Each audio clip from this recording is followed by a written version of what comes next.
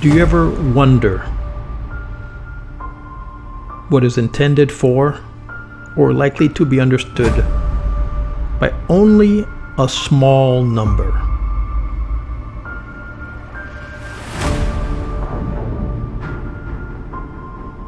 The traditional beliefs, customs, and stories of a community.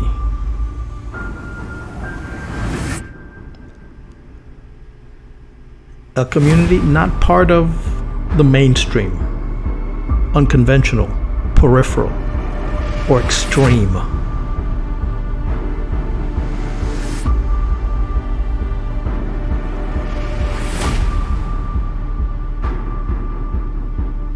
Part of an anthology, a published collection of poems or other pieces of writing.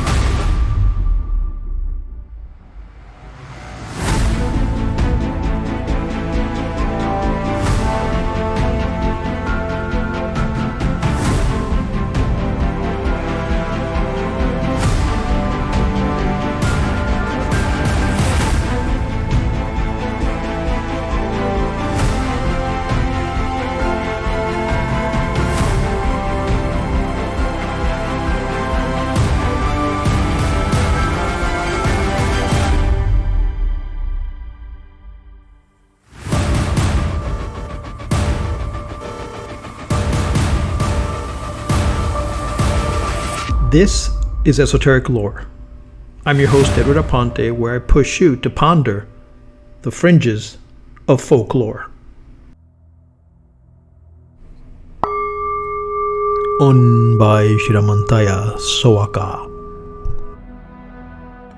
Mantras. A neuroscientist explores the Sanskrit effect. MRI scans show that memorizing ancient mantras increased the size of the brain's region associated with cognitive function.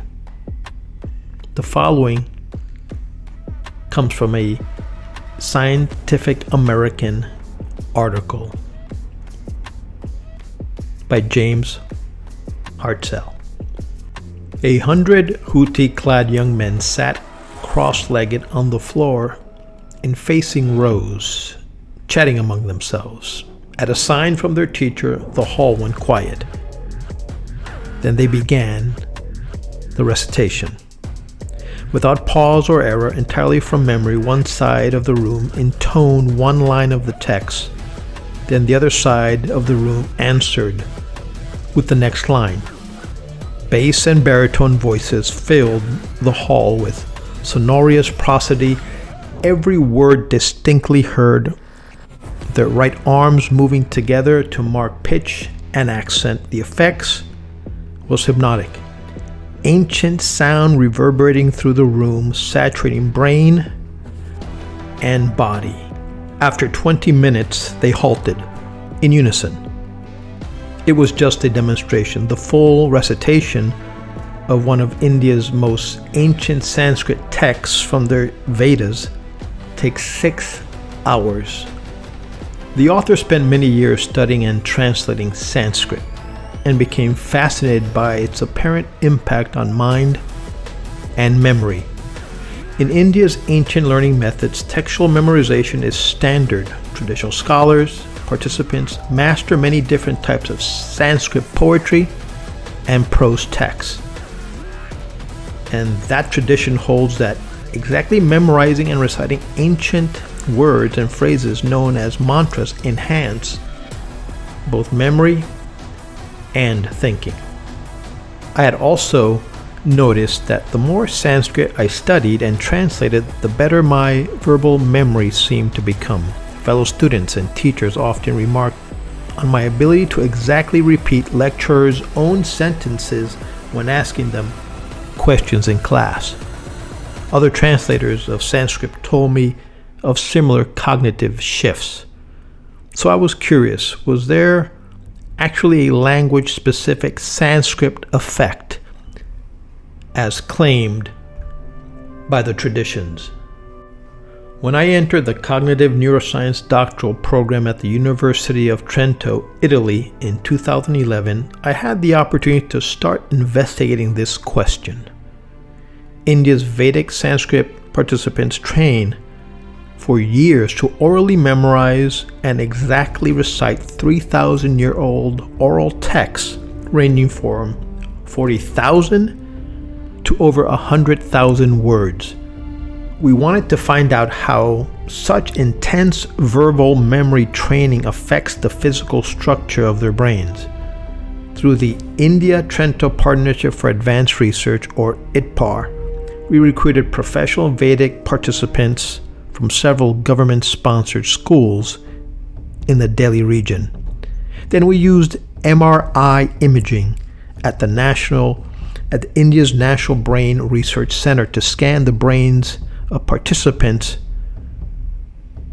What we discovered from the structural MRI scanning was remarkable.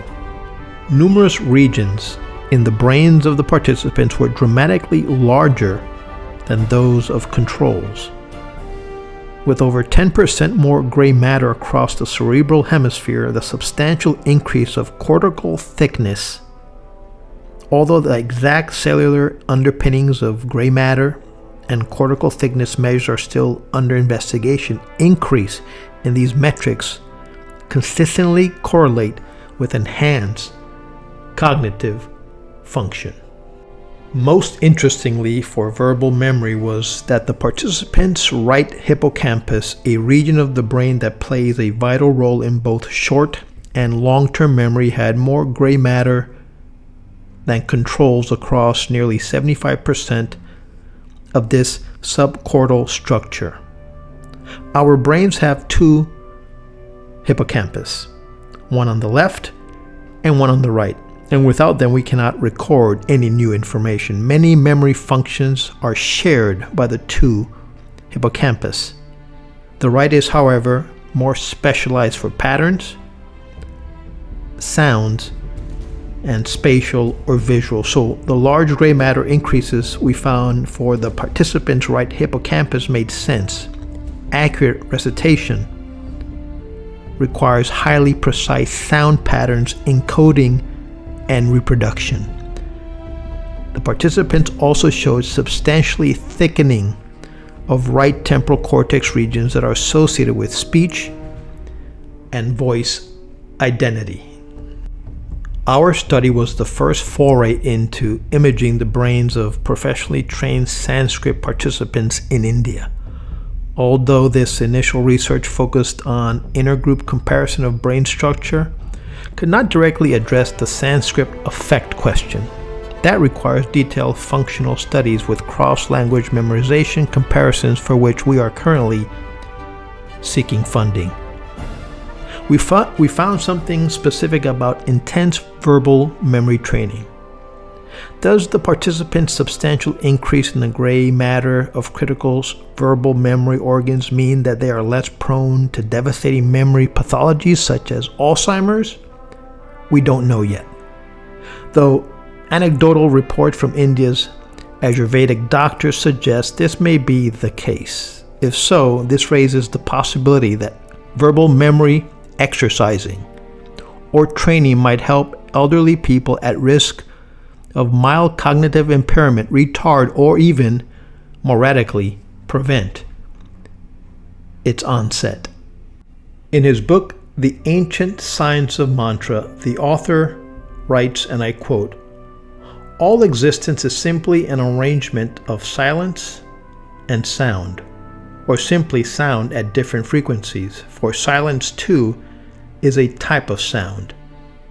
Science believes that there are two types of energies, potential and kinetic. Mantra science says the same thing, but takes it a bit further. In mantra yoga, while kinetic energy is an aspect of potential energy, the movement in energy causes sound. When this sonic aspect of energy is harnessed or channelized, it becomes the creative energy. This potent creative energy can be used to aid creation, destruction, or sustenance in your world, dreams, goals, and desires. Mantra yoga is about going to the source of all sounds, the first voice, the originator, so you may connect with the universe at a different level altogether, a level beyond comprehension to an average mind.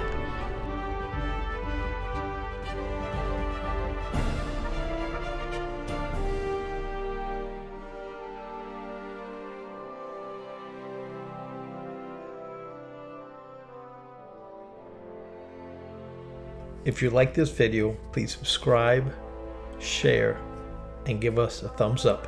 Thanks for watching. See you next time.